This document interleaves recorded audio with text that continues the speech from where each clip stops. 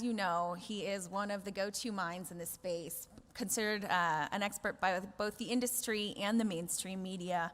He's one of the most well-known educators in Bitcoin and the author of the 4 books, including Mastery of Bitcoin, which is considered one of the best technical books available on the market. He's a fellow of the University of Nicosia, where he's taught 8 sessions of the free Bitcoin course, Massively Open Online Courses. He's the co-host of Let's Talk Bitcoin, the longest-running English-speaking podcast in the Bitcoin space. He's testified before the Canadian and Australian Senates on the impacts of regulating Bitcoin. He's a strategist, a visionary, a highly sought-after public speaker, and a board member of the C4 organization that brought us all here today. He invented the Bitcoin diet, which involves discovering Bitcoin, studying it for 18 hours a day, forgetting to eat, losing 26 pounds, and then recovering. It's not a diet that he recommends, but an innovator nonetheless. And he's inspired many in the space.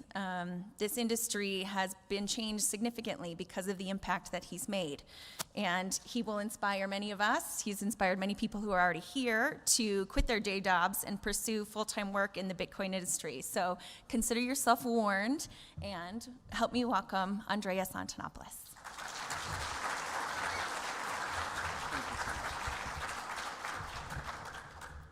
That was a lovely introduction. Thank you so much, Anna. All right, welcome everyone. I'm going to switch away from the podium mic so I can move around a bit, and I'm also going to try and move around up here in front if that's okay with the cameras. They'll let me know if that's okay. Oh yeah, it is? Fantastic. So welcome. We're going to be doing the Certified Bitcoin Professional Prep course. Now, this is not everything you need to cover for your exam for the CBP. Specifically, there will be additional sessions in this conference, including Dirk's session on cryptographic basics that you'll see later today, and others where you can supplement your education, as well as a study guide on the Crypto Consortium website. This will give you about 80% of what we need to cover. I welcome questions throughout the session. Just raise your hand if you have a question. I'm going to repeat it, and then we'll continue with the presentation. We're not going to do Q&A at the end. We're just going to mix it in, because I'd like to explain things as we go and make sure we've covered everything comfortably. Is everybody ready to learn, apply, grow? Yes. Or just learn?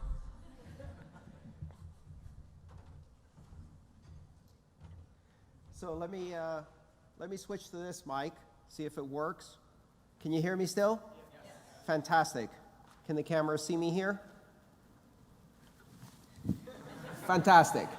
All right, this is what we're going to be covering today.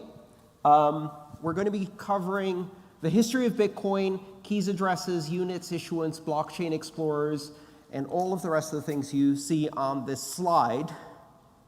We've got an hour and a half. So there's plenty of time for questions as we go through. Now, the first and most important warning is do not send crypto to the addresses in this presentation, right? We have burned the private keys on purpose. Despite the presence of this warning, people have now sent more than 2 Bitcoin to addresses in my book that are lost forever. Or, if you like, gifted to the rest of the economy through deflation. All right. So you probably know the mythology and history of Bitcoin and where this amazing technology and invention came from.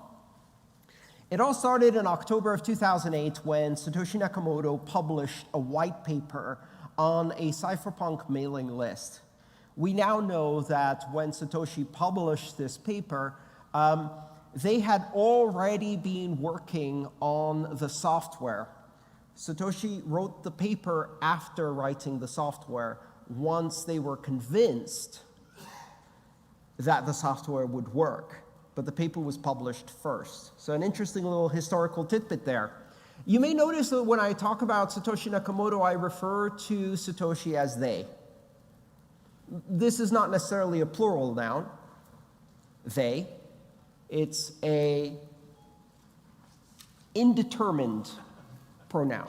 So they, because Satoshi could be male, Satoshi could be female, Satoshi could be non-binary, Satoshi could be alien. Satoshi could be a group of people. Satoshi could be the name of a committee or project. We don't know. It does not matter at all. In January, the software was released, and on January 3rd, the first block, the Genesis block, was mined. Interesting fact also, the Genesis block was not mined with the client. It was mined using some other software, manually, effectively mined by a custom script, and is included in every piece of software that uses Bitcoin. There is a copy of the Genesis block and its fingerprint. That is what Bitcoin is. Bitcoin is a blockchain that originates from that Genesis block. 7 days later, Hal Finney, a world-renowned cryptographer who unfortunately passed 2 years ago, joins the network and starts mining. At this point, there are 2 miners on the network. So in terms of decentralization, the Bitcoin network is much more decentralized today. When people say, oh, it's too centralized, there's only a few miners. Well, at first there was 1. That was centralized. Then there was 2. That was a bit less centralized. And actually, if you look at it historically, we're getting more decentralized over time. Almost 10 months later, in October 2009, the first fiat exchange that has been recorded was made on an exchange where $1 bought 1,000 Bitcoin, presumably from a miner. And then almost 5 months later, or 6 months later, Pizza Day. Laszlo Hanyek went out and said, I would like to make a commercial transaction to establish a baseline value for Bitcoin in a commercial realm. And Laszlo Hanyek arranged for someone to buy pizza with Bitcoin. Now, this did not mean that he got Domino's Pizza to accept Bitcoin. No, this is a much simpler transaction. He persuaded someone to use their credit cards to call Domino Pizza and deliver 2 pizzas to Laszlo's house. And in return, Laszlo sent 10,000 Bitcoin. 10,000 Bitcoin for 2 pizzas, which now makes this the most expensive pizzas ever purchased in the history of humanity. Laszlo has some regrets. But without commercial activity like that, we wouldn't have the network we have today. In December of 2010, just about 2 years after first appearing on the scene, Satoshi Nakamoto posts the last message and vanishes. Satoshi Nakamoto has not appeared again since. Several other people have appeared claiming to be Satoshi Nakamoto and failing to provide the most basic and simple evidence of that, which is to sign a message using one of the keys in the first few blocks. What does signing a message using one of the keys in the first few blocks prove? Does it prove that someone is Satoshi Nakamoto? No. It proves that someone has the keys that Satoshi Nakamoto used to mine, which they may have acquired using different means.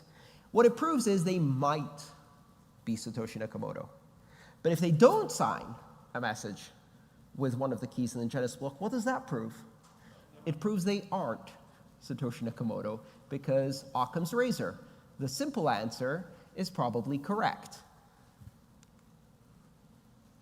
Now, the word Bitcoin means many different things, and therefore some of the confusion that arises in this space comes from vocabulary. Bitcoin is a network, Bitcoin is a blockchain, Bitcoin is a currency, Bitcoin is a system, Bitcoin is an invention, Bitcoin is a white paper, Bitcoin isn't a company, Bitcoin isn't a trademark, Bitcoin isn't an organization. Bitcoin is a disorganization, a very powerful disorganization. If you see it with a capital B, usually or sometimes, that means the network, the system itself, a decentralized peer-to-peer network that creates consensus without needing a central authority. That is Bitcoin, the system, proper noun, capital B, right? Bitcoin with a lowercase b is a currency. So the money is called Bitcoin with a lowercase b. It's not Bitcoins, right? Because Bitcoin applies for both singular and plural purposes. I have lots of Bitcoin, or I have no Bitcoin. I have 1 Bitcoin. I have 3 Bitcoin. Nowhere do I say Bitcoins. If you spell Bitcoin with a space, B-I-T space, C-O-I-N, welcome to this space. Please don't write an article for your newspaper yet. It's too obvious that you just joined. Blockchain. Blockchain is one component of the technology infrastructure of Bitcoin, the system.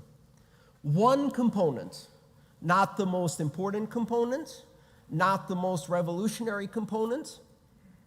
In fact, that technology pre-existed. In fact, most of the technologies used in Bitcoin pre-existed. Hashes, hash trees, cryptography, public key cryptography, digital signatures, proof of work. All of these things existed before Bitcoin. The invention is to take all of these things together and leverage proof of work as a mechanism for consensus that allows us to control a blockchain in a decentralized manner when no one has ultimate control over it. Can you build a consensus algorithm different than proof of work? Yes. Can you build a blockchain that is not decentralized and doesn't use proof of work? Yes.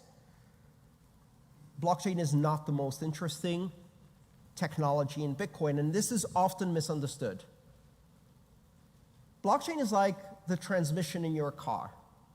Very important, absolutely necessary to keep moving, but no one said, oh, finally, with the invention of the internal combustion engine in the automobile, we now have the ability to build transmission-based vehicles. Nobody said, I like cars, but I'm more interested in the technology behind cars, transmissions. In the blockchain space, a lot of people make the statement, well, Bitcoin's interesting, but means I haven't understood it yet. Bitcoin's interesting, but I'm more interested in the technology behind Bitcoin, blockchains. These newfangled automobiles are interesting, but I'm more interested in the revolutionary technology behind automobiles, pneumatic inflatable tires. If we could combine pneumatic inflatable tires with the steady traditional propulsion mechanism of horses, we could really do something interesting.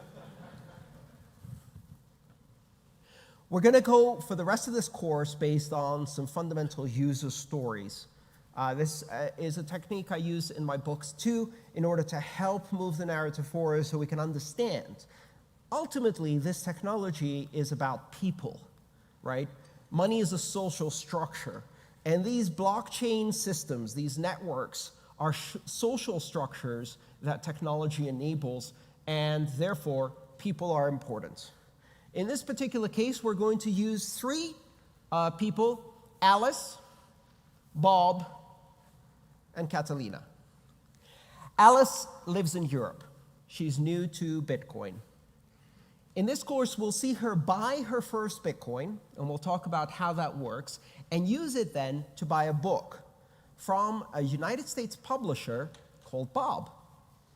Bob lives in the US, runs an online bookstore, and has a lot of customers outside the US who make payments in different currencies, including Bitcoin. Catalina is an Argentinian web developer with clients all around the world, and one of her clients is Bob. And now we'll follow their stories through this book. We're going to use these stories to illustrate 3 different transactions, how those transactions work, what they're made of, and gradually explore the various technologies behind Bitcoin using these transactions as a reference. First of all, Alice uses cash to buy Bitcoin from a Bitcoin ATM. Then Alice uses Bitcoin to buy a book from Bob's web store, and what a great choice of book. Bob then uses Bitcoin to pay Catalina's invoice for web design. So let's start with Alice buys Bitcoin from a Bitcoin ATM. How many here have used the Bitcoin ATM ever? Okay, wow, quite a few. Very good. So how do you get your first Bitcoin? And that's a question that comes up a lot, especially with newbies, right? And the common answer most people will say is, oh, go and sign up for an account on this exchange, and they mention an exchange, and use your bank account or your credit card to buy Bitcoin. That is an acceptable answer. It's not a good answer. So let's look at some good answers. First and foremost, earn. Get paid in Bitcoin. Most people don't even think about this one, right? What are the benefits of using your labor, the products you make, the services you offer, the skills you have to earn crypto? This doesn't just apply to Bitcoin, of course, but any form of money. The huge benefit of earning crypto instead of buying it is privacy.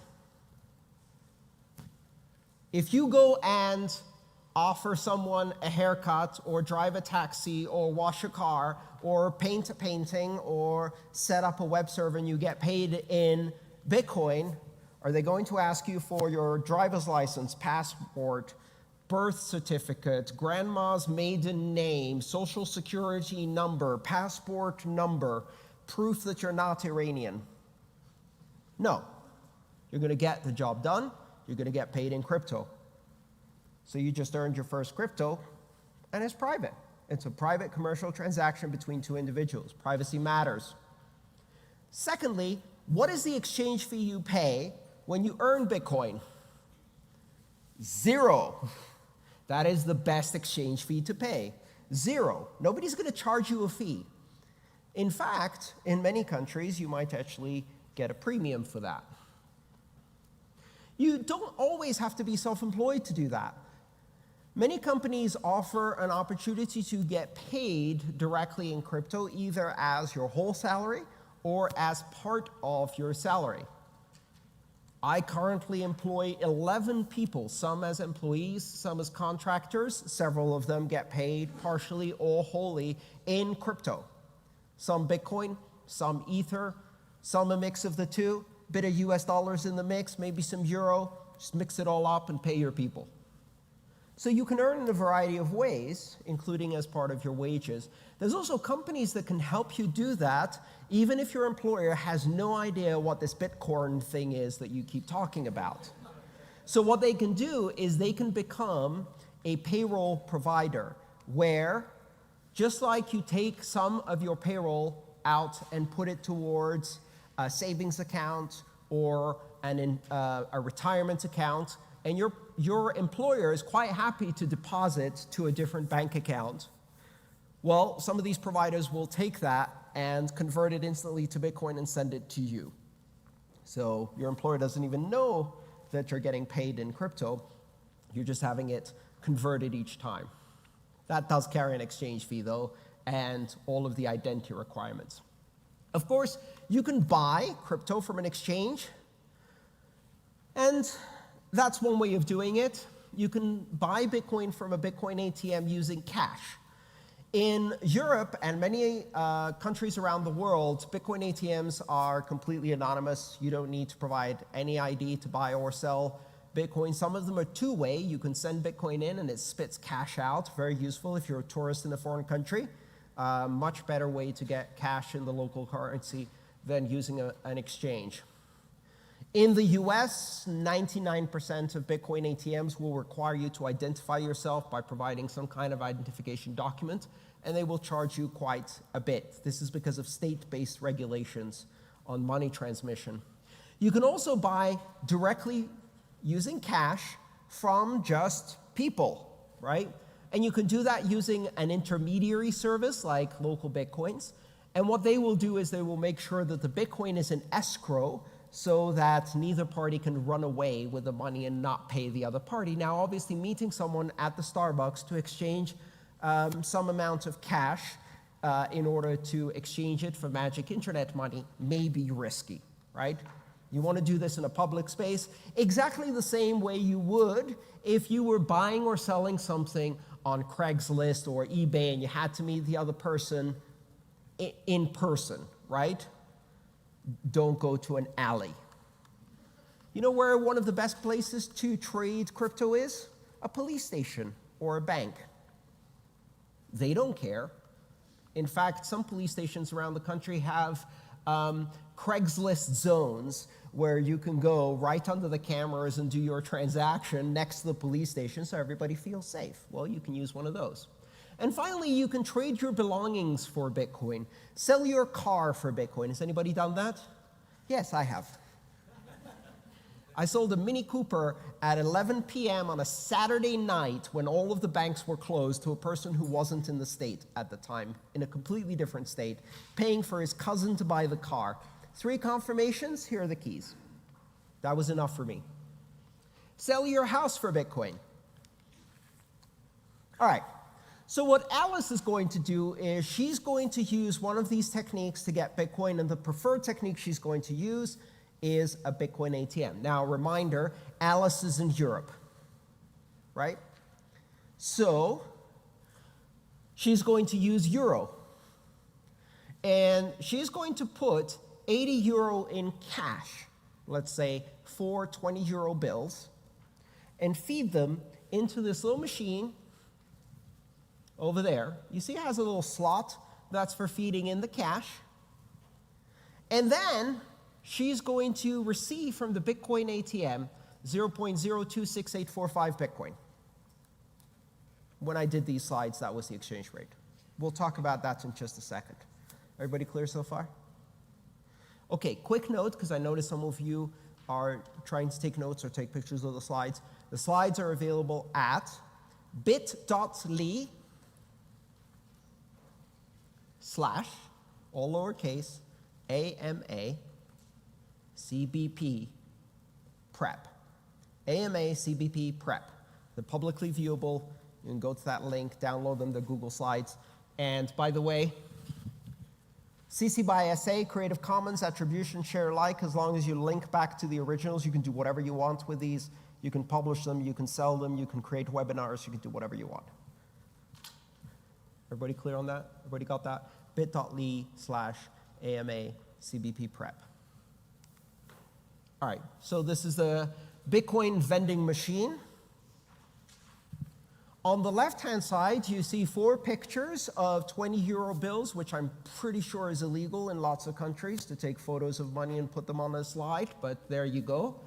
And those are not real money, but Alice is using real money, and she feeds that real money into the ATM, and the ATM spits out Bitcoin. How does it spit out Bitcoin?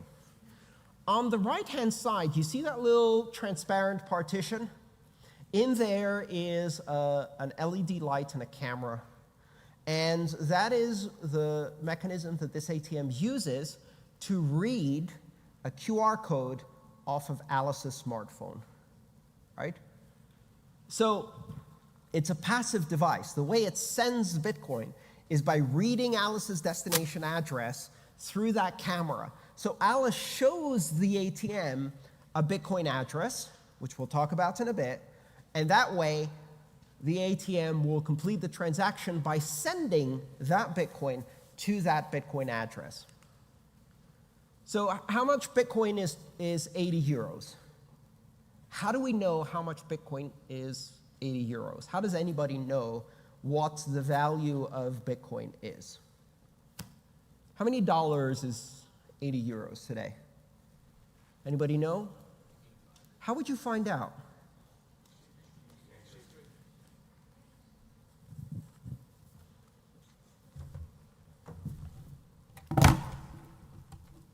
You look at an exchange rate. Okay, Google, what is 80 euros in Bitcoin?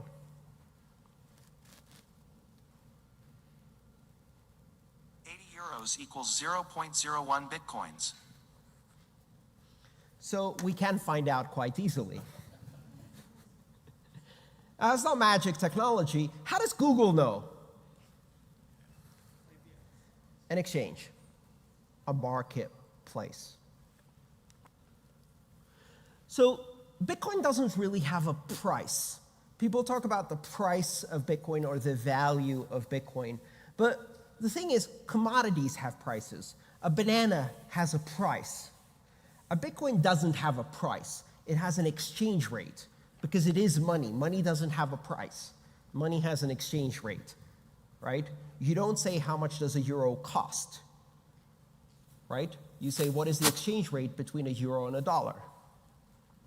Here's one site that can help us find out that information, bitcoinaverage.com. There's many sites like this. You could go to a specific exchange and ask that exchange what the current price is. Here you can see Kraken, Bitstamp, GDAX, which is Coinbase, Bitfinex, and they're all advertising a price or exchange rate for Bitcoin. Do you notice something about this? Are the prices or exchange rates different? Which one's correct? All of them. Very good.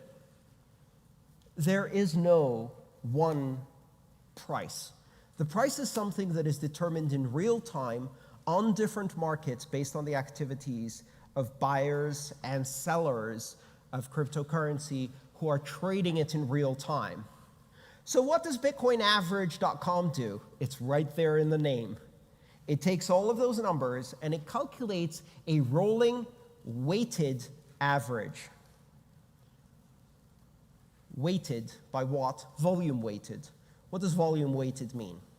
Well, if somebody trades 1 Bitcoin on Coinbase for a certain price, and somebody else trades 100 Bitcoin on Bitstamp for another price, which price matters more? The 100 Bitcoin, right? The volume matters. You shouldn't be able to change the average of an entire market with a small volume. So volume weighted means that each one of the averages is multiplied by the volume of transactions or trades that is happening on each exchange to arrive at a global average of price. Lots of different sites do this. CoinMarketCap, CoinCap.io, Bitcoin Average, and of course the exchanges have a pretty good view of what's happening in your area or country in that market. There may be significant discrepancies between regions. In some countries, people will find that Bitcoin is more expensive. I have this question come up often. People will say to me, why is Bitcoin 20% more expensive in India? Bitcoin is not 20% more expensive in India. Rupees are discounted 20% in India. The reason you can't buy Bitcoin for the same price as in the United States is because once you buy it with rupees, the person who sold you that Bitcoin cannot export those rupees from India, and you can export the Bitcoin, which means that their money is less portable and your money is more portable. And when you trade less portable money for more portable money, the person who gets the less portable money demands a premium, right? Does that make sense? Right. How do you know that's true? Really simple. You go to India and you say, how much is a Bitcoin? And they give you a price in rupees. And then you say, oh, no, how much is it in dollars? I have cash. And then they give you the exact same price as it is on Coinbase in the US. If you have dollars in India, the price you'll get for Bitcoin is the dollar price, which proves that it's actually rupees that are 20% discounted, not Bitcoin that's 20% higher. Is this making sense to everybody? And you can do that experiment with different values or systems. You could buy Bitcoin with gold in India, and trust me, they'd give you a really good price for that. So this is how price discovery happens. Have you all heard the expression price discovery? Not so many. Okay, why do we use the term price discovery? Price discovery is used as a term in economics because of the assumption that everything that has some kind of value, right, has a price or exchange rate, which is not set by markets, but it is discovered by markets. So markets are a mechanism for finding out what the real value of something is. How much is a banana worth to you, right? If you create a market for bananas, the market will discover, on average, how much a banana is worth in whatever thing you're trading it for. So we talk about price discovery because in economics, the idea is that the market doesn't tell you what the price is because the market is setting the price. The market is trying to figure out, to discover what the actual value of this thing is. And the way markets do that is by looking at market movements. Has anybody seen this chart before? This is called an order book chart. Now what this chart shows here is right at the middle is the price at which the most recent trade happened, right there. I don't have a laser pointer, so I'm going to use my shadow puppet system. At 3,745 US dollars, a trade happened here where some of the people who were selling and some of the people who were buying in green met each other and were happy to do a trade. The line you see going up to the right in red is all of the orders of people who are trying to sell Bitcoin and the price they want to sell that Bitcoin at. So somewhere here, you see that little spike? At about $3,780, someone is willing to sell 30 Bitcoin. So someone has put an order on this exchange, and they're like, I will sell you 30 Bitcoin for 3,780. Who's going to buy that? Well, now, yes, in retrospect. On that day, in that market, right, nobody was willing to buy that. How do you know? Because here's where the buy orders are. Someone else is going, well, at 3,710, I'm willing to buy. Who's going to sell me? No one, right? So there's a difference of opinion. This difference of opinion is called the spread, right? It's the spread between what is known as the bid price and the ask price. If I'm selling Bitcoin, I'm asking, so my order is called an ask order. And if you're buying Bitcoin, you're bidding to buy Bitcoin, and your order is called a bid. This is how stock markets work. This is how bond markets work. This is how commodities markets work. If you want to buy pork belly, you say, I'm willing to buy 10 tons of pork belly at $30, and somebody else says, I would sell it to you, but I want, $32. As the market moves around, people change their orders and change their prices until they meet a buyer. So the current price of any commodity in an open market is the average of the prices that people actually agreed and traded on over the past period of time. So if lots of orders got fulfilled at a specific price, that's what's going to show up there. So this is the mid-market price for the last trading period. And they might do that average over a matter of minutes, seconds, or whatever, depending on volume. Everybody clear? Any questions so far? All right. So now we know how everybody knows the exchange rate at this moment. The ATM is internet connected. In order to fulfill Alice's trade, the ATM is going to go on the internet and use some price provider. It might be a site like bitcoinaverage.com that takes the price from lots of exchanges and averages it, or it might be a specific exchange price for the country in which the ATM is operated, which would make sense because that exchange most likely represents the local market's price discovery vis-a-vis the local market's currency. Whatever it is, 80 euros at 1 Bitcoin being 3,000 euros means that Alice receives 0.0 blah, blah, blah, blah, blah. Yeah? So how does Alice receive the Bitcoin? We talked about this earlier. There's a little camera in there that's looking to take a photo of a Bitcoin address. Now, at this point, if you're new to this space, all of this is very, very confusing because there's a lot of terminology you've probably heard. You've heard the term key, and you've heard the term address. And then you've probably heard some adjectives like private, public, and those are usually combined with those two other words, private key, public address, Bitcoin address, public Bitcoin address. What are these things, right?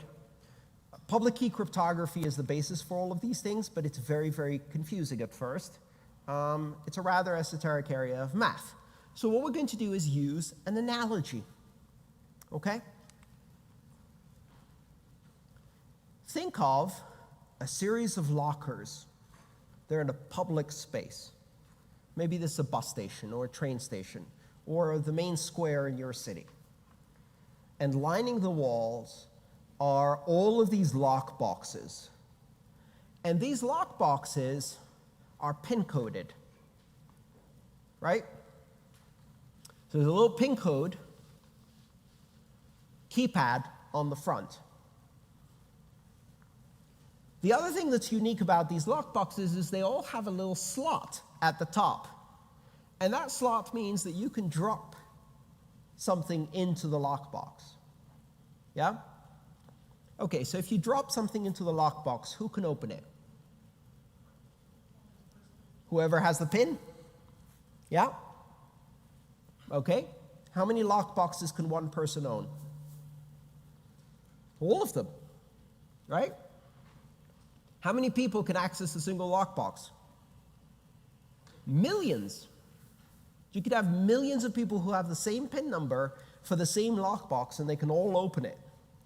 You could have a company representing thousands of customers that has one lockbox and a PIN number and holds that lockbox on behalf of its thousands of customers.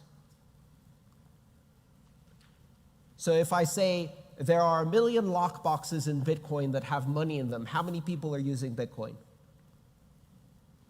We have no idea.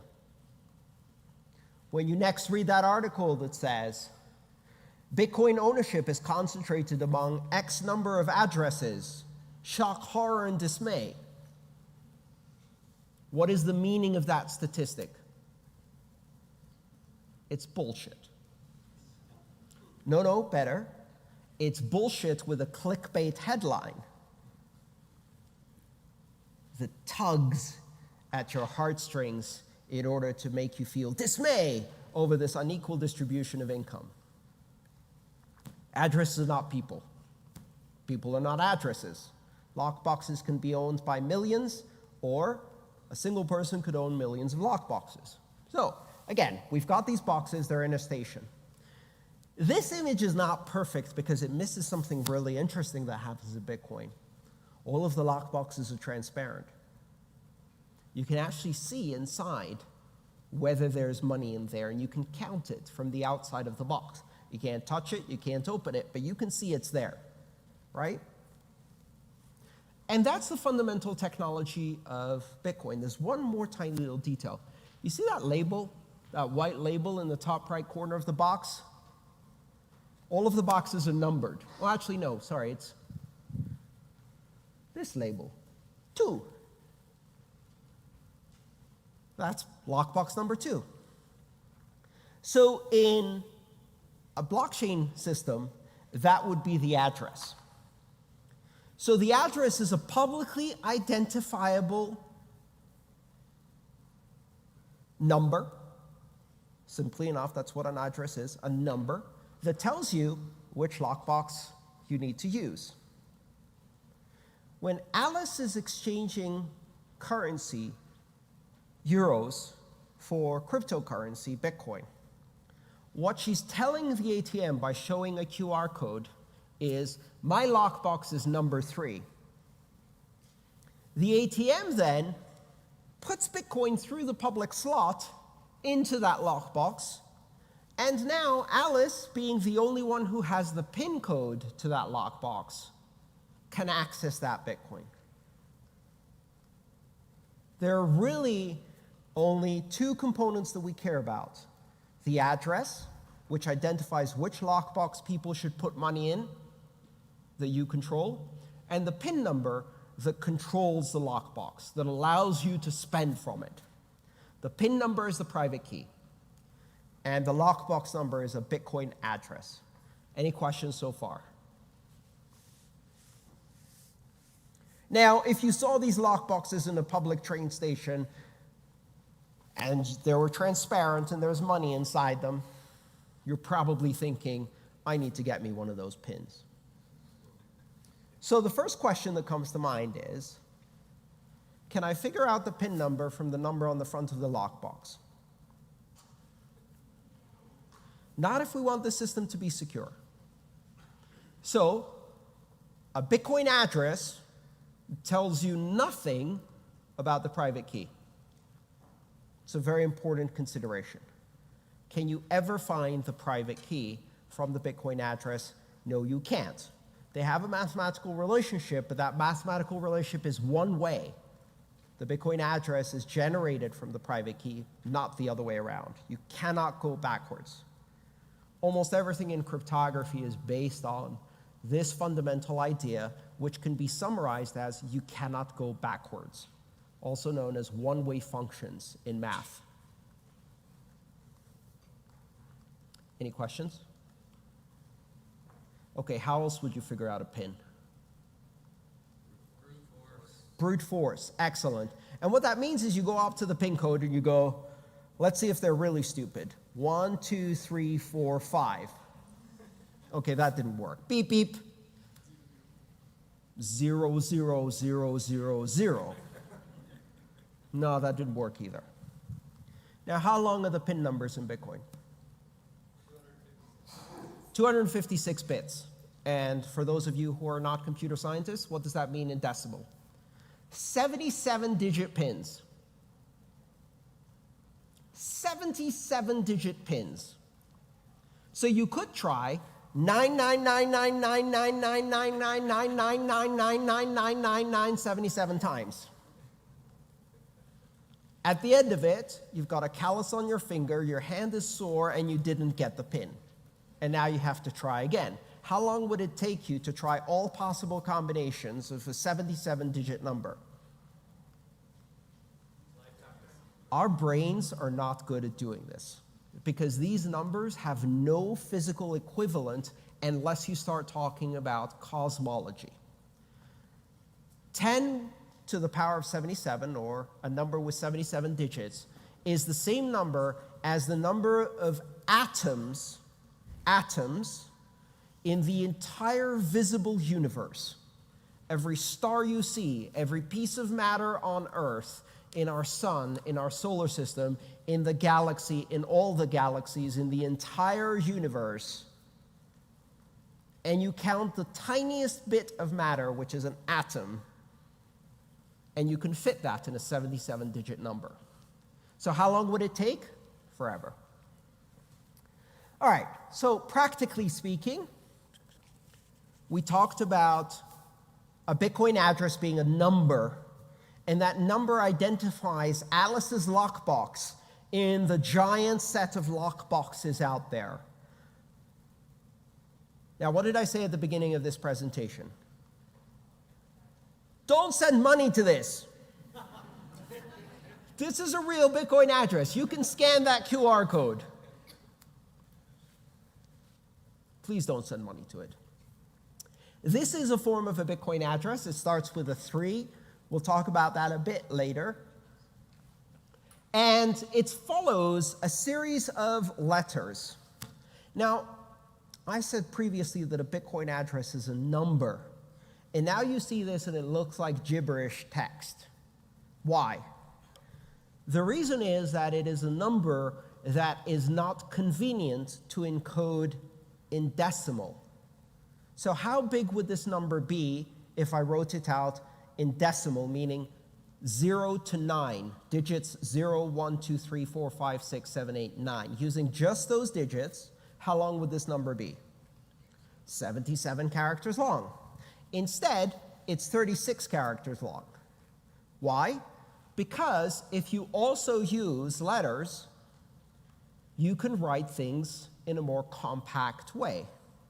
And this system of letters and numbers is called base 58. It's called base 58 because it is a 58 hexadecimal system. That's not a real word. It means it's a system where each digit in the number is represented by one of 58 characters, not 10. So it's not decimal. It's not hexadecimal, as you may have heard of hexadecimal. Hexadecimal uses 16 characters to represent numbers, not 10 as in decimal, right? And base 58 uses 58 characters. Why 58? 26 lowercase plus 26 lowercase would be 52, plus 10 numeric digits would be 62. There's 4 missing. The reason there's 4 missing is because certain characters will actually cause problems. For example, a lowercase l and an uppercase O are often mistaken for 0 and 1 respectively. So in using a 58 base system and removing those characters that may be ambiguously or easily confused, it makes it easier for humans to read this and transcribe it accurately. You never need to read it and type it out. I've been in Bitcoin since 2012. I can count maybe 2 or 3 times that I've had to type out a Bitcoin address on a keyboard very, very carefully, because we use QR codes to do the same thing. A QR code is simply a barcode, and if you scan that barcode, what does it contain? This, just this. Sometimes it has a little prefix, Bitcoin, colon, and then that, just to help the system identify what it is. Any questions so far? Does everybody hate computer scientists for inventing base 58 and not explaining it in high school? Okay, very good. It's a bit confusing, but trust me, this is a number. It's just written with different digits than 0 through 9, so that it's more compact. So, Alice shows the code to the ATM. The ATM photographs the QR code, extracts the data within the QR code, which you can do with any QR code reader, doesn't have to be Bitcoin specific, and in return receives a Bitcoin address, which is in the QR code. If you use your camera on your phone, not a Bitcoin wallet, just your camera, just the camera app. On Androids, it's called Lens, and it reads barcodes. I think on iPhone, it's just automatically, you just tap on the barcode. And then, get a shadow out of the way. Then you go and you scan this. Very good. And I have Bitcoin colon 37 blah, blah, blah, blah, blah.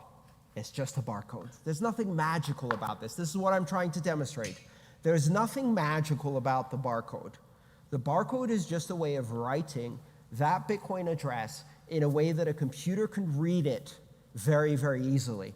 One of the nice things about barcode technology is that there's more information in those dots than is needed to encode that, so that even if some of them are missing or smudged or the ink has faded, the cameras can actually still read the underlying information. They can reconstruct it from the rest of the dots, which is useful, right? Because otherwise it doesn't scan. All right, so the Bitcoin ATM then sends Alice Bitcoin. What do we mean when we say sends Alice Bitcoin? Well, it doesn't send, and it doesn't send to Alice, and it doesn't send Bitcoin. So that sentence is completely wrong, as we'll see now. We use that as people to communicate the action that makes sense to us. The ATM sent Alice some Bitcoin, only the ATM didn't send it, because Bitcoin doesn't move. Bitcoin is always on the Bitcoin network. It's not in my pocket. It's not in my phone. It's not on the wallet. It's on the blockchain, always.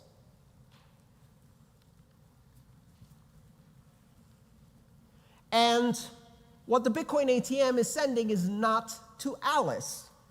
It's sending to 37 LRVHJJDHDEERQ. Does the Bitcoin ATM know that that belongs to Alice? Does it have to belong to Alice? I want you to think carefully about this right now. Let's say I wanted to buy a t-shirt, and there's a store that accepts Bitcoin. I go on the store with my phone. I say, buy this t-shirt, put it in the cart, check out, pay with Bitcoin, great. What does the store show me? A Bitcoin address, right? All right, so I walk up to an ATM, I show the Bitcoin address, I put cash in, and I just paid for the t-shirt. I'm not even sending the Bitcoin to me. Does the Bitcoin ATM know any different? Right? My cousin in Bogota needs some cash to buy a motorbike. They text me their Bitcoin address. I put it in a QR code. I go to the ATM. I show the Bitcoin address. I put cash in. I sent money to my cousin in Bogota. Does the Bitcoin ATM know any different? The address doesn't have to belong to that person. Yeah? An artist is playing on stage.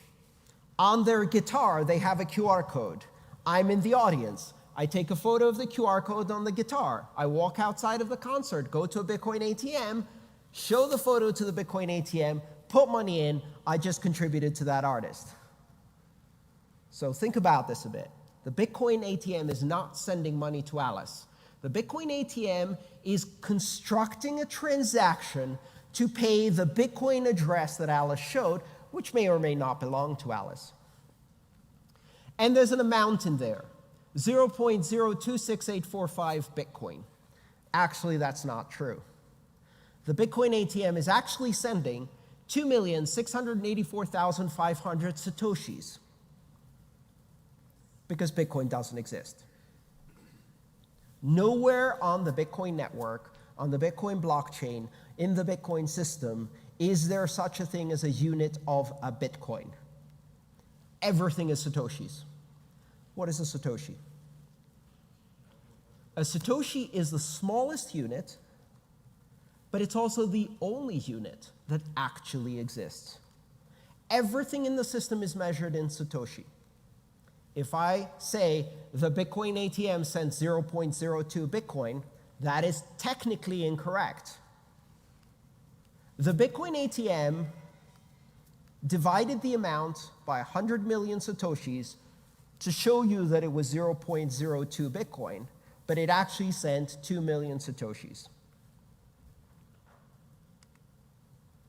The only unit that exists in the system is the Satoshi.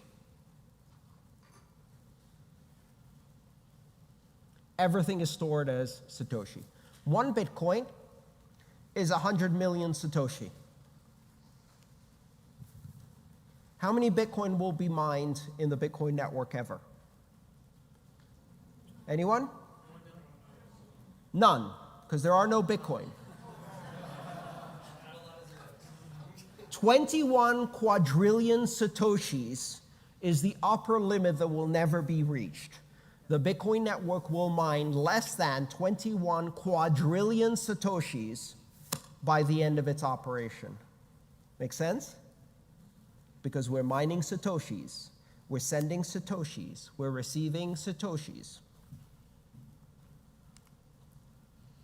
Now, humans do not think in 8 decimal places. Many humans I know, especially those educated in the public schools of this and other countries, don't operate in 2 decimal places or even 0 decimal places. So for the convenience of humans who don't like trying to do division, we use other units. Now, this is a concordance table, and you can read it from the left and say, 1 Bitcoin is 100 million Satoshi. Yes? Go down to the bottom. 1 Satoshi is 1 Satoshi. 1 Satoshi is 0.000000001 Bitcoin. Understand how to read this? So there's a couple of other units that you may have heard of. Millibit is from the prefix milli, which means 1,000th, and is part of the international metric system used by every civilized country in the world. Never mind. And a bit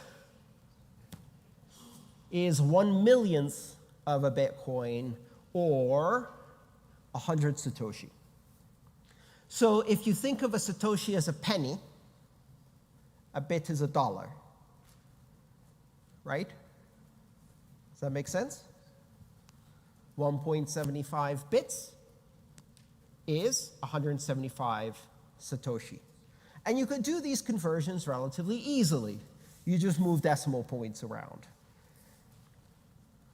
Now, for many people, it's very difficult to think in long decimal places. So even when I said Alice receives 0.02685 Bitcoin for her 80 euros, you get confused as you're reading that as to how big or small that is related to a Bitcoin.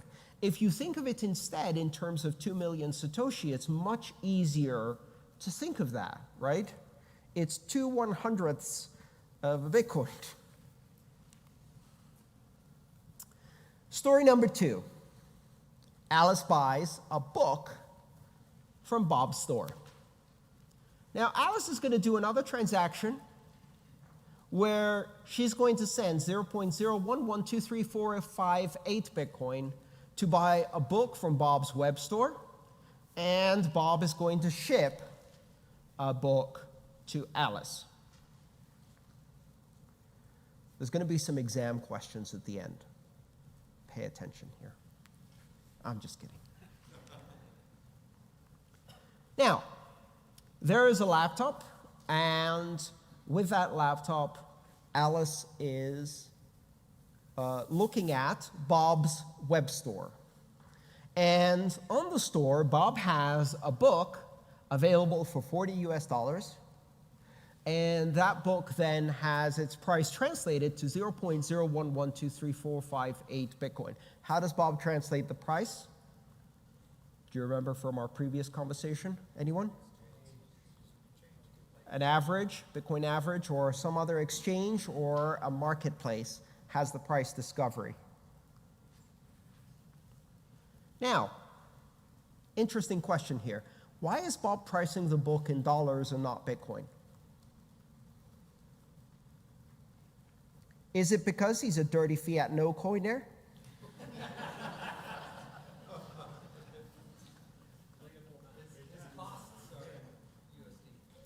There's two reasons, and this is important. The first reason is that for the vast majority of people out there, if you say, hey, this is about 1.1 million Satoshis, is that good for you? They're like, what? Is that a lot? Is it a little? What is it now? You know how the joke goes where the kid says, Dad, I want 1/10 of a Bitcoin for my allowance. And the dad goes, what? You want $1,200 for your allowance? I can't give you $1,100. That's ridiculous. No kid your age gets $800. Volatility. Bitcoin is not a good unit of account. And the reason it's not a good unit of account yet is because the market is small and as a result it's still volatile. And it's volatile enough that it makes it impossible to price things. When we started this conference and planned this conference, Bitcoin was $3,600. I had people complain and say, why aren't you pricing your tickets in Bitcoin? It's like, because you would have paid 3 times the cost if you bought the ticket now instead of 6 months ago. That doesn't seem logical, right? And you'd probably, and if you wanted to refund, what am I supposed to do? Give it to you at the current price? At the previous price? In dollars? Or in Bitcoin? It's a problem, right? We don't use Bitcoin as units of account. So one reason is volatility, difficulty for consumers understanding the price, because Bitcoin is not good at pricing yet. The other reason, which is equally important, is Bob is running a business in a particular jurisdiction, in this case the United States. Bob has to do accounting. Bob has to pay taxes. How does Bob pay taxes if he doesn't know the price of the things he's buying and selling? Guess what? The IRS does not accept Bitcoin. Right? Yet. Thank you. They accept dollars. The very meaning of the phrase legal tender is that it is accepted for payment of debt to the government. Bitcoin is not legal tender. Now, if I'm Bob and I'm trying to do accounting, it's a lot easier for me to say, I sold the book at $40. $40 today, $40 tomorrow, $40 next week. I'm getting different Bitcoin amounts, but that doesn't matter because the value of the Bitcoin at the time that I sold the book was $40. That makes my accounting very easy. I do all of my accounting in US dollars. I have to. And I say this not just in terms of Bob. I run a business where I do Bitcoin payments and Bitcoin receivables, and I have to price everything in US dollars, not because I'm a dirty fiat no coiner, but because I have to pay my taxes and report my income to the US government. Right? So that's why the price is in dollars, even though the payment is accepted in Bitcoin and converted in real time at the moment of payment. As you can see here, Alice, who has a rather large hand, is scanning. It's the only clip art I could find. Is scanning the QR code in order to make a payment, right? Often, it's a lot easier to use a mobile wallet on your smartphone, even if you're making a payment to a website that's on your laptop. Why? Because I can't scan the QR code on the laptop screen with the laptop camera that's on the laptop screen. Now, if you think I haven't held up a handheld mirror and tried to align, I have. It worked. It was a pain, but it worked. But critically here, one of the things that new users have a problem with is this concept of, hang on, the Bitcoin address is on my laptop. If I pay for it with my smartphone, will my smartphone know how to send the money to the website? Because they think that what a wallet is doing is sending the money to the other device, the website, the other smartphone, the wallet. It's not. It's constructing a transaction that is depositing money into a public address. Bob's store doesn't care how money arrives at that address. Bob's store is watching that address and waiting for a payment to come in. When that payment comes in, it knows that somehow Alice made that payment. Why? Because it actually produced an address for Alice's cart. So in a store situation like that, the store generates a unique address for every customer's purchase, for every cart. When money comes into any of the addresses that the store is watching, it can see which cart that corresponds to, mark that cart as paid, and then tell Bob to ship. That's how web stores work in the cryptocurrency space. So does it matter how Alice got money into that address? Does she have to use the same device? No. She could pick up her laptop, go up to an ATM, hold the screen like this, and put money in. Right? This is a difficult concept for people to recognize because it doesn't match what we do with credit cards, right? You can't go and enter the credit card on your smartphone to pay something you just bought on a website. So this is what it looks like from Alice's perspective. She scans the QR code. Her wallet shows her that there's a payment of 0.011234458, which is $39.73. Hang on, I thought it was $40.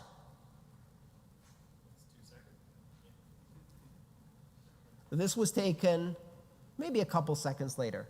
Did the price change? Not necessarily.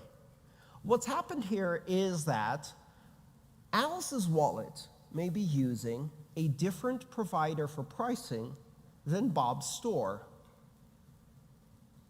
Right? Does it matter? No, because the price that Bob has charged her is the price that Bob's store is accounting in Bitcoin, which means Bob is charging her 0.011234458, whatever Alice's wallet thinks that is, which in this case is actually $39.73. Everybody understand why this is happening? By the time Alice sends this to Bob, the store may see a different US dollar price, but it doesn't matter. Bob has effectively committed to that exchange rate for a period of time during which he'll do the transaction in order to sell that book.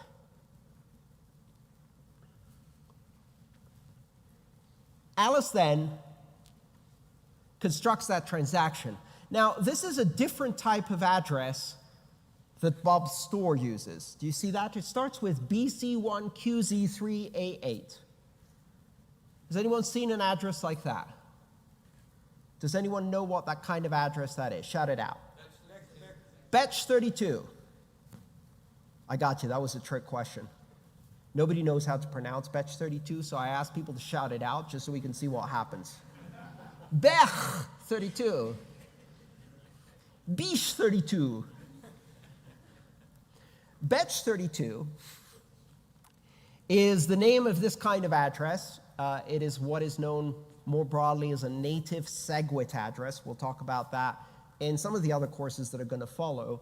But suffice it to say, that's just a Bitcoin address. You know that from the BC1Q, that is the prefix to all of these addresses.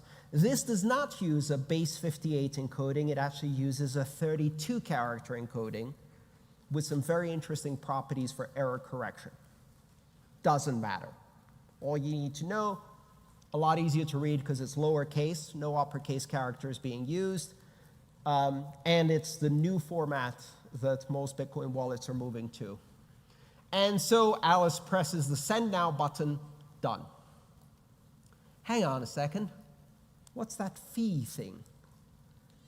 No one told me there would be fees. I was promised a free lunch. We'll talk about that in just a second. So we looked at a transaction previously. You remember? We looked at the transaction that the ATM constructed in order to give Alice her 0.02 Bitcoin, that is about 80 euro.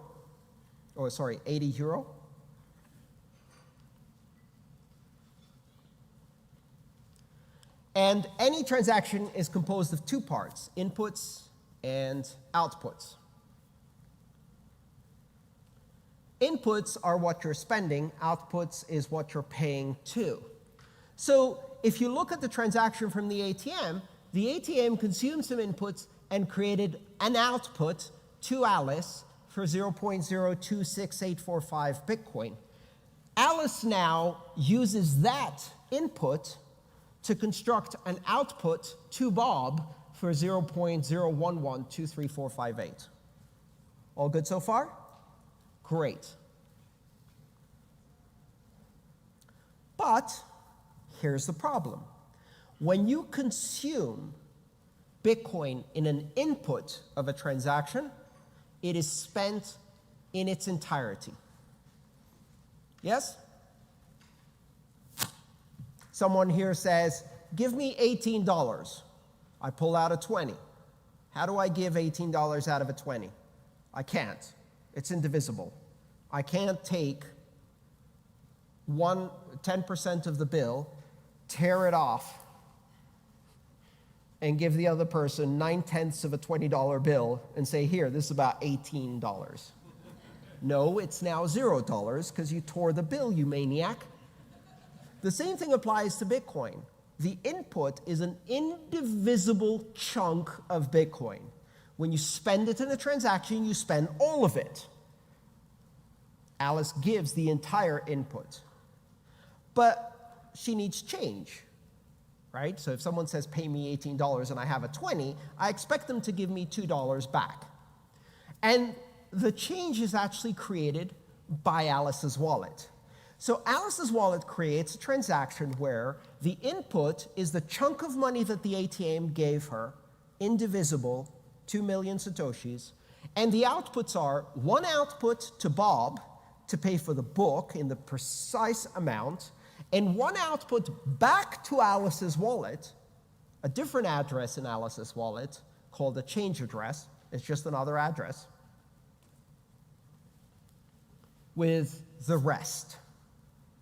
Think of it as Alice opens the lockbox, pulls out a 2 million Satoshi chunk, right? And then has to spend all of it. So she puts $40 worth in Bob's lockbox and the rest of it in her own lockbox as change in a single transaction.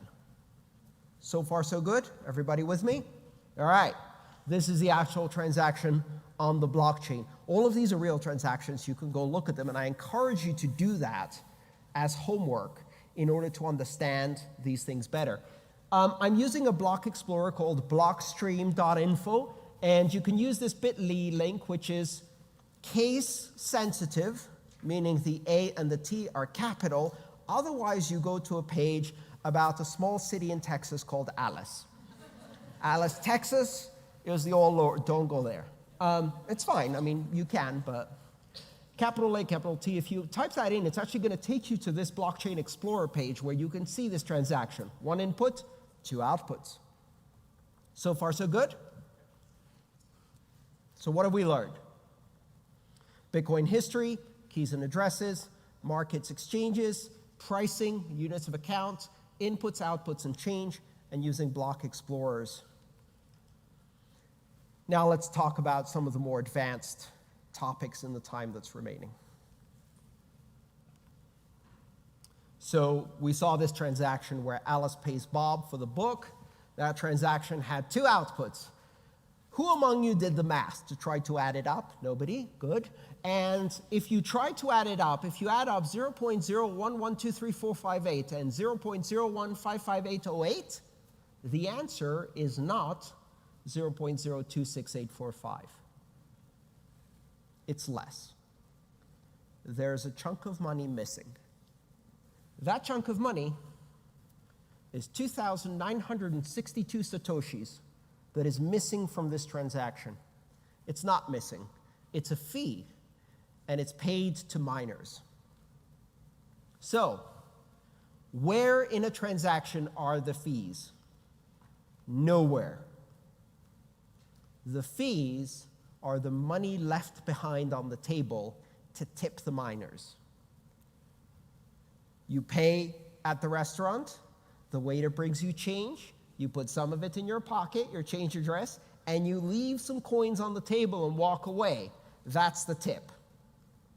That's how Bitcoin transactions work. Alice spent her ATM input, spent some of it to Bob, put some of it back in her own wallet as change in her pocket, and left some on the table, 2,962 Satoshis. And that money will be collected by the miners as a fee for this transaction. What happens if you don't include a change address?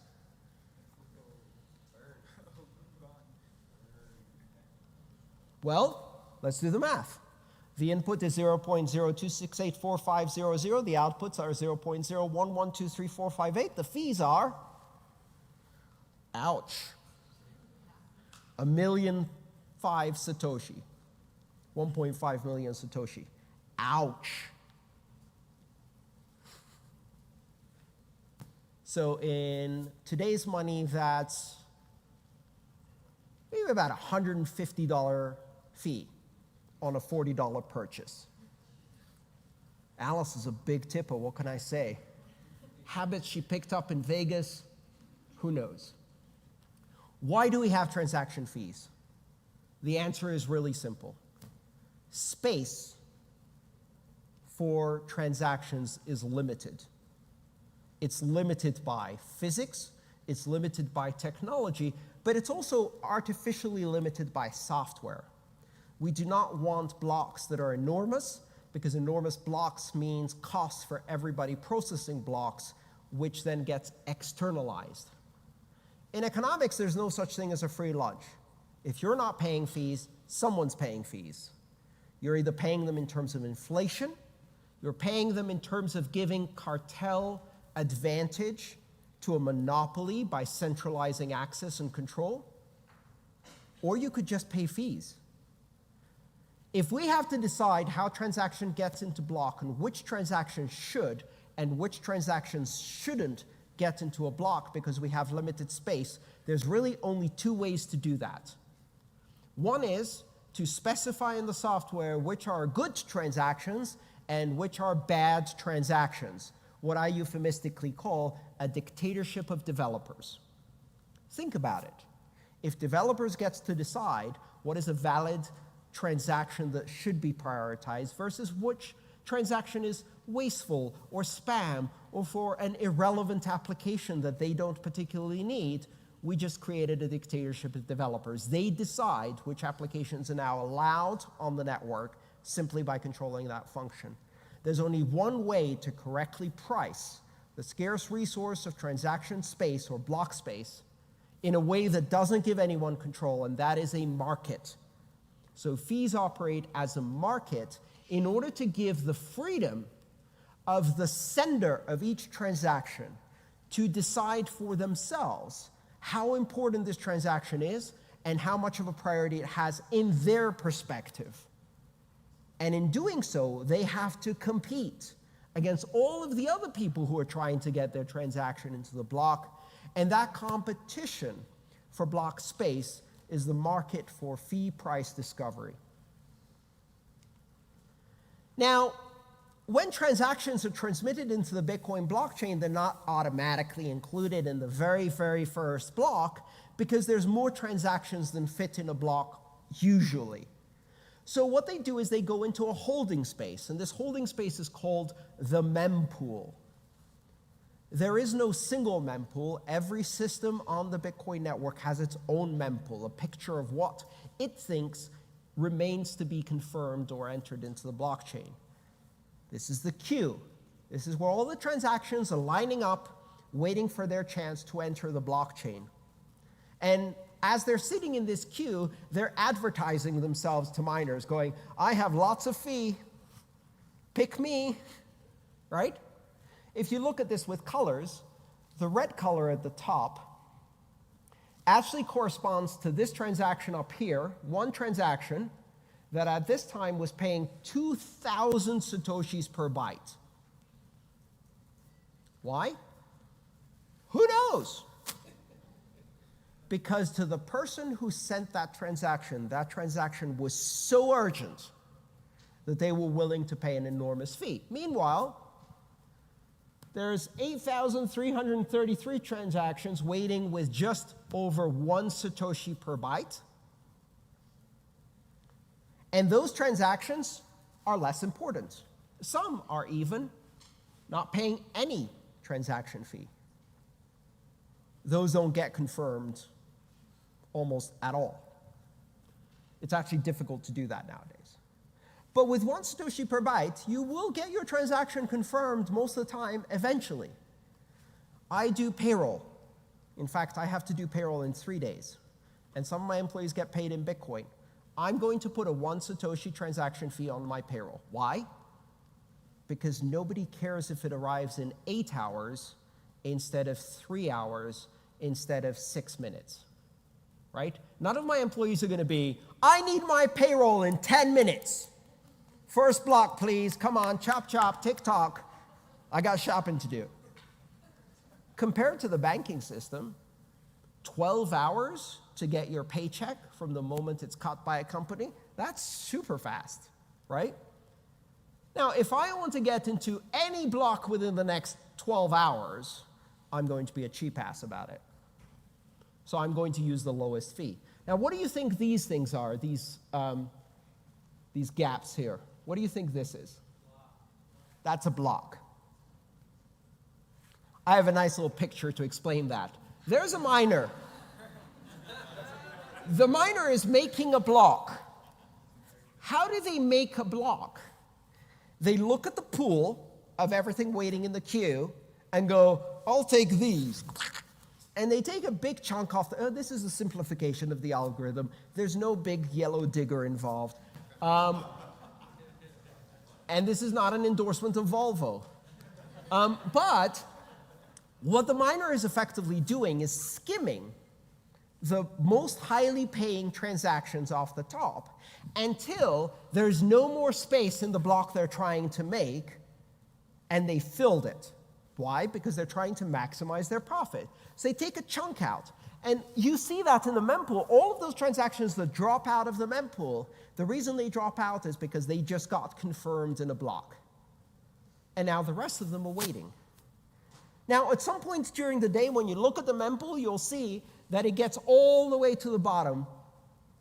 And that means that all of the transactions that were outstanding, it just goes flat. Great, everybody got in.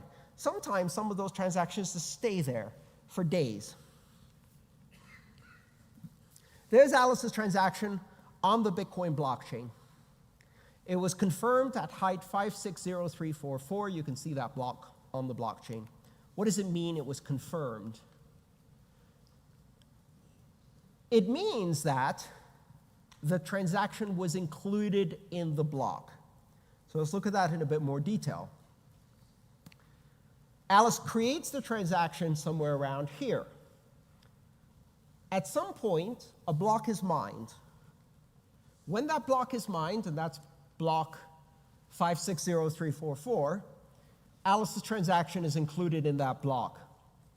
3 minutes later, another block is mined. 20 minutes later, another block is mined. Blocks get mined on average every 10 minutes. On average is one of those tricky English phrases that doesn't mean what you think it means. On average, every 10 minutes does not mean every 10 minutes. Just like the average American family has 2.5 children. Have you seen a half children? And which way would they cut it? Left to right? Top to bottom? Who gets the bottom part? Definitely not a good plan. On average, every 10 minutes means that sometimes it takes 40, sometimes it takes an hour, sometimes it takes 30 seconds. Over weeks, it's almost precisely 10 minutes if you average it all out, because the network is tuned to maintain that heartbeat. But sometimes you wait a long time for your block. Can I get a time check for the end of the session? 22 minutes left? Very good. All right. So now let's look at it in terms of time, right? This was in terms of blocks. This is in terms of time. Alice creates, signs, and transmits a transaction paying Bob's address $40 or that amount in Bitcoin. Bob's wallet that's running on the web store is watching a lot of addresses. Maybe Bob has lots of customers with lots of carts and lots of addresses simultaneously buying products. Presumably, you want Bob to be able to sell more than one product at a time. So Bob's wallet is watching all of these addresses. What does watching mean? It means that Bob's wallet is connected to the Bitcoin network and has told the Bitcoin software that he's running, please tell me if any payments happen to the following list of addresses, right? That's what the software is doing. Now, Bitcoin operates as a broadcast network, which means that when you send a transaction on the Bitcoin network, you shout it. It's called a flood or gossip protocol. So what you do when you're on the Bitcoin network, what Alice's wallet is doing is it's talking to all of the Bitcoin nodes that it has direct connections to, and it's gossiping, it's flooding, it's shouting a transaction. It says, hey, I have a transaction, blah, blah, blah, blah, blah, blah, blah. The other nodes go, oh, good, new transaction. Let's see if it's valid. Yep, that's valid. I'm going to tell everybody I know about it. And they tell all of the nodes they're connected, and each one of those nodes looks at the transaction and goes, huh, let's see if it's valid. Yep, I'm going to tell everyone I know. So they tell everyone they know. And the transaction spreads really, really fast. Within 15 seconds, it spread to the entire Bitcoin network all around the globe. Within 15 seconds, anywhere in the world, Bob's wallet is going to see a notification that says, hey, one of your addresses received a transaction.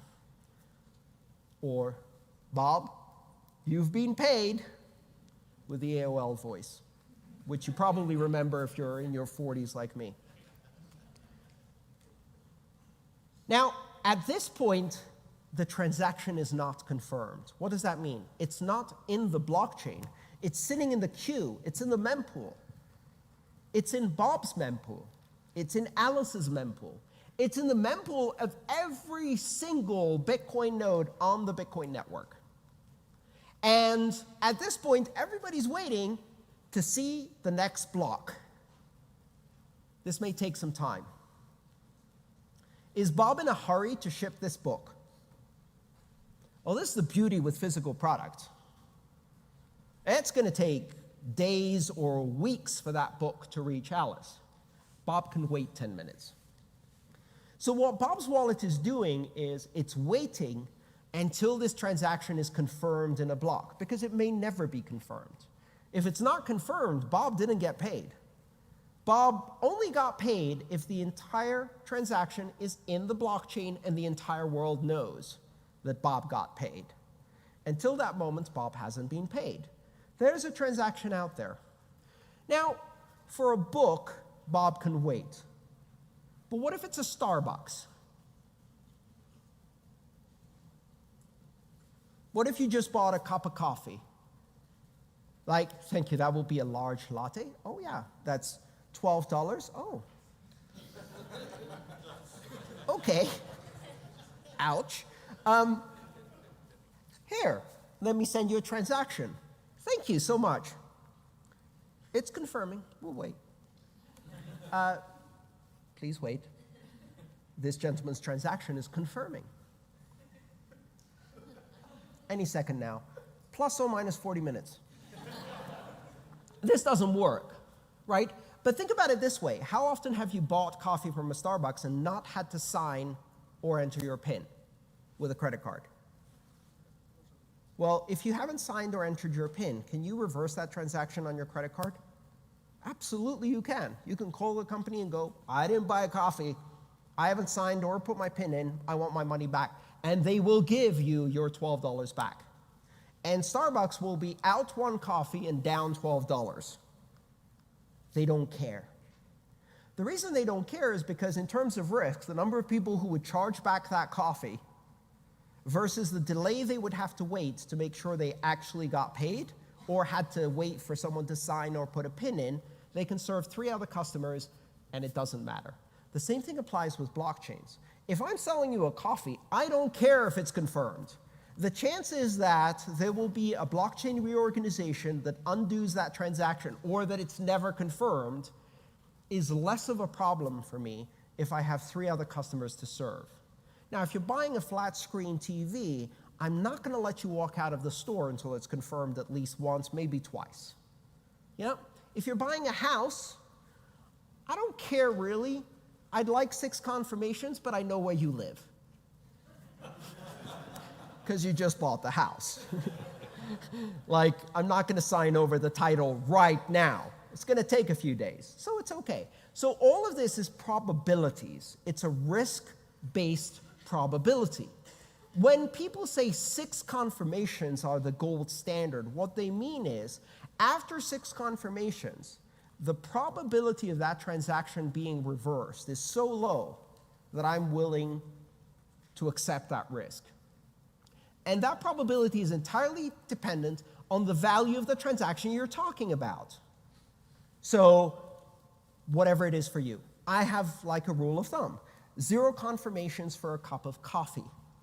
0 confirmations for anything that I'm going to ship in more than half an hour from the moment that you make the payment, because I'll get some confirmations by then, right? Okay. 1 confirmation for some electronics, something nice that I'm going to hand you right away. Maybe 2 confirmation for a flat screen plasma. 3 confirmation for a Mini Cooper. Actually did it. 3 confirmations. Good enough for me. Here are the keys, walk away. I signed over the title after 3 confirmations. The chance of that being reversed, not a problem. Yeah, also I know what your car is and the license plate. I'll find you. Right? 4 confirmations, 5 confirmations for a house. I would sell a house with 5 confirmations. I would sell a house with 3. Yeah. 6 confirmations for a Ferrari that you drive off the lot with appropriate insurance, yes. 7 confirmations for a mansion. 8 confirmation for an aircraft carrier. 144 confirmations for $22 trillion of US debt. I'd take it. Right?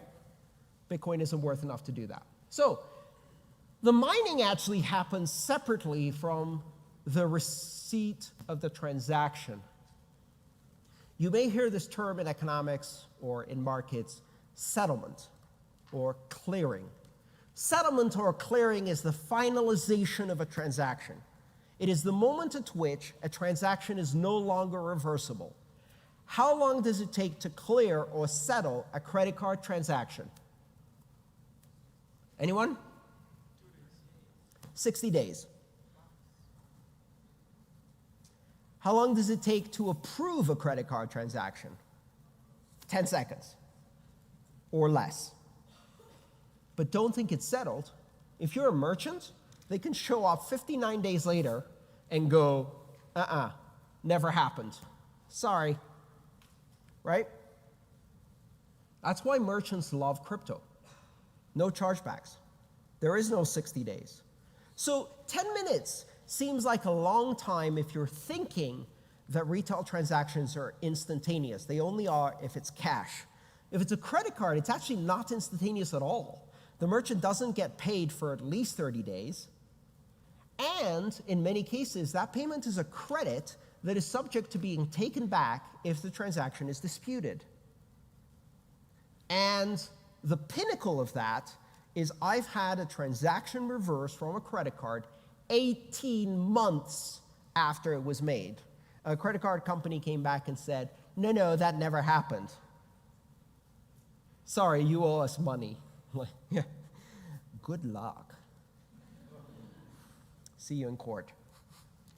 18 months, the goal. So after 60 minutes approximately, Bob's wallet has received 5 confirmations. 6 confirmations, sorry.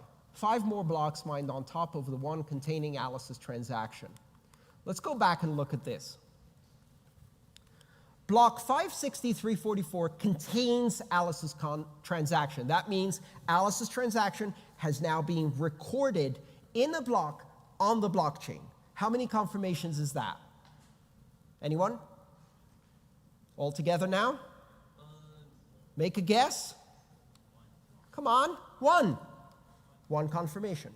So what does it mean to say a transaction has one confirmation? It means it's in a block. What does it mean to say it's 0 confirmations? It means it's not in a block yet. It's in the mempool. When it goes from the mempool to a block that's actually been mined, it's in the blockchain now. It's in that block. That block is one confirmation. All right? So if block 560344 is one confirmation from Alice's transaction, what is block 560345? 2 confirmations. Now this is where it gets a bit confusing. Alice has received 2 confirmations on her transaction when one block has been mined on top of the block that contains her transaction.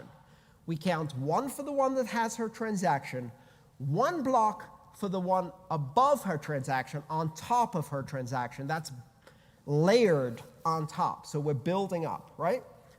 2 confirmations. 3 confirmations with block 560346. 6 confirmations at block 560349, which is 5 blocks after the one that Alice's transaction was in. Yes? The block it's in is 1, and then we layer on top. What's the upper limit on how many confirmations a transaction can receive? Anyone? What is the maximum number of transactions you can have? There is no maximum. How many transaction confirmations approximately has Hal Finney's transaction from 2009 received so far? 560,000 or more confirmations, and every 10 minutes, 1 more. So if you look at a really old transaction, it's going to say this transaction has 300,000 confirmations. All that means is that it was mined 300,000 plus 1 blocks ago. Yes?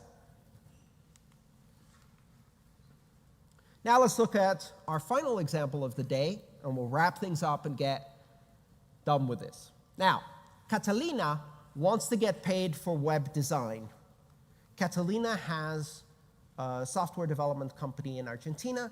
Now, she operates in Argentinian pesos, or ARS, right? ARS, Argentinian pesos. I would love to tell you that that's the exchange rate. Things have not been good for Argentina since I wrote these slides. So she's charging 10,000 pesos. And in that time, 10,000 pesos was 262 US dollars. Her invoice is actually written out for 10,000 pesos because that's how she prices her services, because she operates in the currency that is legal tender in Argentina, which is Argentinian pesos, right? Bob agrees to pay that. How does Bob figure out what the exchange rate is in Bitcoin? Bob converts pesos to dollars, dollars to Bitcoin. Why? Because Bob has to do accounting in dollars. So Bob has to put in his accounting system, I paid $262, and then convert that into Bitcoin and pay 0.0781178 Bitcoin, which Catalina will account for as I received 10,000 pesos.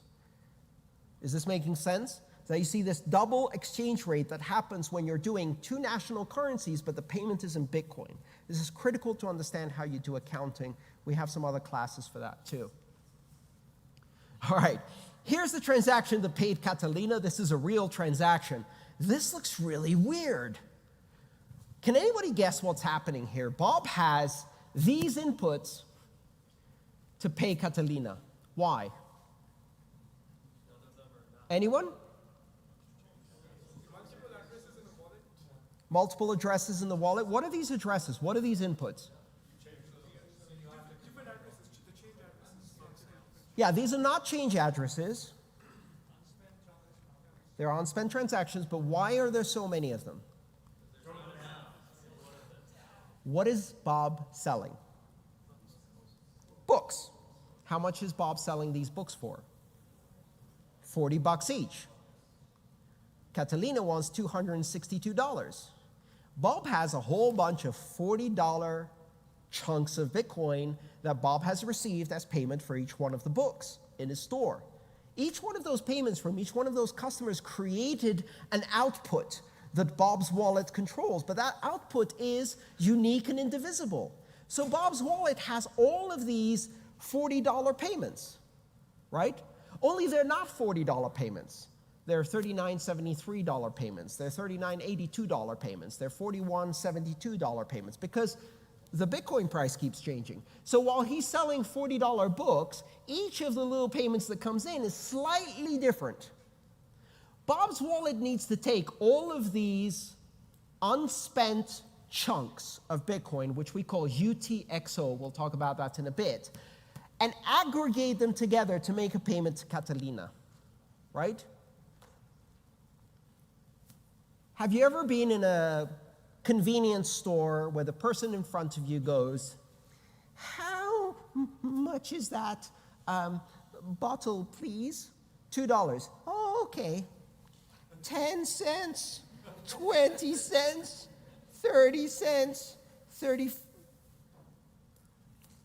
10 cents. That's what Bob's wallet is doing, right? He has a bunch of loose change. Now, this loose change could be millions of dollars per payment, but each payment is unique and indivisible. Each output can only be spent in its entirety. There's two ways Bob could make this payment. They might have the exact amount in a UTXO and pay that to Catalina. Done. Easy. Unlikely to happen, doesn't consider fees, all kinds of complication. Most likely, Bob has a slightly larger amount, pays that, gets change, pays the fees. So 2 outputs, 1 input. But in many cases, Bob's wallet actually doesn't have a big enough UTXO. So what it has to do is aggregate several inputs, pay the amount that Catalina needs, pay change back to himself, and guess what? Fees. Fees are in there too. Do the math, you can figure out how much Bob paid in fees. This is what this transaction actually looks like on the blockchain. Again, it's a real transaction. I sat there for 2 days making $40 payments as the price of Bitcoin changed to a store that doesn't exist in order to make this slide. You're welcome. And that's the real transaction. We're going to wrap up by explaining the blockchain now that we have a much broader picture of all of these components. It starts with what's known as the Genesis block. We count that as block 0 because we're programmers and we're annoying in that way. We count from 0. So block 0 is the Genesis block. Block 1 is the next block in the sequence, and it points back to block 0 as its so-called parent. The parent block is the block that came before. The child block is the block that came after. Every block has a parent, right? Which is the block it was mined on top of as a child. And inside each block, there is a reference to the parent block. This creates an unbroken chain. If you take the block that just got mined while I was talking, and you look inside at its parent, and you follow that back 1 block, and then you look at its parent, and you follow that back 1 block, and you keep doing that, 580,000 blocks later, you're going to arrive at the Genesis block in an unbroken continuous chain all the way back to January 3rd, 2009. Each of these references is in the block header, and the block also contains transactions. I'm going to run a bit late, but not too much. Now, if you were to go and try and change one of these transactions here, what would happen is you'd be modifying the data in this block. If you modify the data in this block, the block hash changes, which means that the next block is now not pointing correctly, which means that you'd have to change the next block as well, its child, because it no longer has a correct reference. But once you change that block to update its parent, its block hash changes, which means you need to change its child to update it, which would change its block hash, effectively forcing you to remine all of the blocks from that moment on, right? This is how we achieve immutability in Bitcoin. Every block contains transactions. Those transactions are summarized in a hash. That hash is referenced by the child block so that you can't actually change it. And that reference is then reflected in its child, and its child, and its child, and its child in an unbroken chain. So a chain goes two ways. It goes back all the way to the genesis block, but the ripple effect of a hash change is carried forward to all subsequent blocks, invalidating them, which is why you can't change the past. Each block also has an amount of Bitcoin in it. This is called the block subsidy, or the issuance, the reward for mining. Miners earn Bitcoin. Where do those Bitcoin come from? New Bitcoin, because each block contains new Bitcoin. In the beginning, 50 Bitcoin per block. After 4 years, that dropped to 25. Then it dropped to 12.5, which is the current block subsidy for Bitcoin, 12.5 Bitcoin. In 2020, it's going to drop to 6.25 Bitcoin, then 3 1/8, then 1.7 something, and it will keep going down until it's 1 Satoshi and then 0, creating this asymptotic, geometrically decreasing supply, which is probably the most famous characteristic of Bitcoin, as in there will never be 21 million Bitcoin. In fact, if you play out the Bitcoin system, it will mine 20,999,999.9997 Bitcoin, or something like that. Just short of 21 million.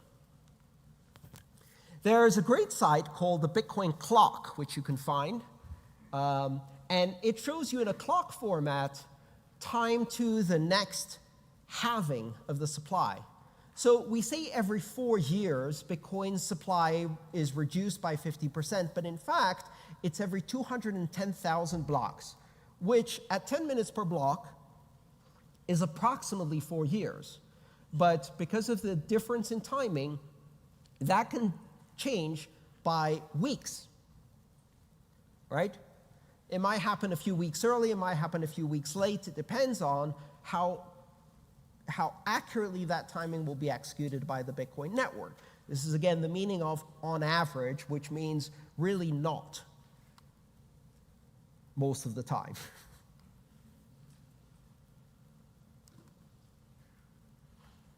So here you see how the supply drops and the cumulative issuance approaches that line asymptotically.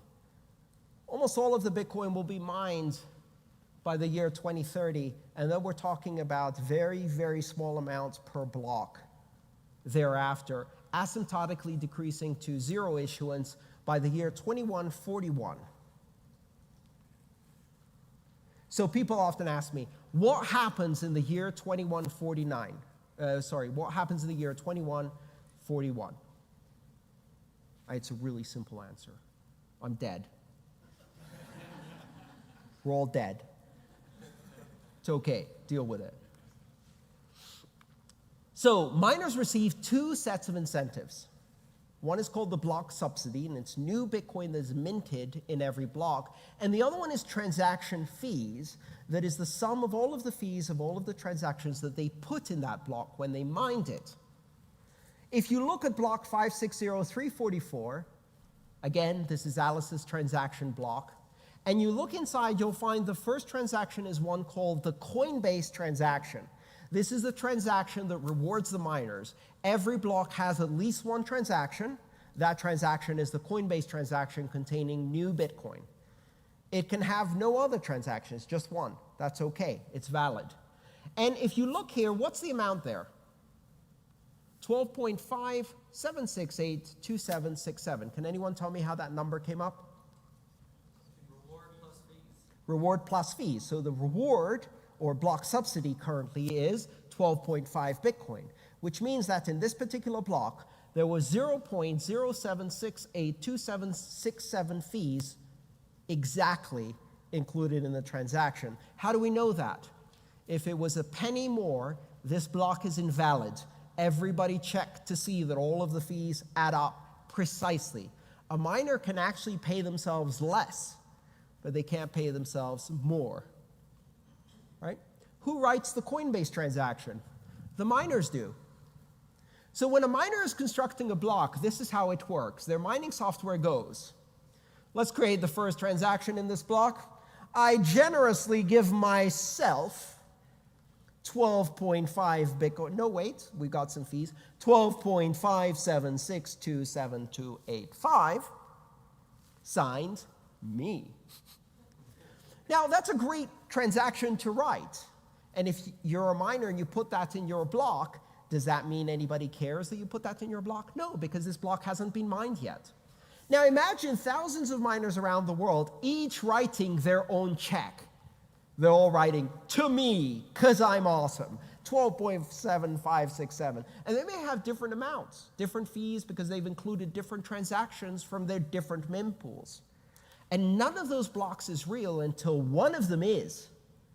The miner who wins has their block accepted by everybody else because they found proof of work. How do they know they get paid? They wrote the Coinbase transaction. And that Coinbase transaction is meaningless unless their block is accepted by everyone. But the moment it's accepted by everyone, that Coinbase transaction is in there. So the payment to the miner becomes real. They can't actually spend it for 100 blocks. It's a mechanism of security in Bitcoin. But it's real now. Thank you so much for coming today.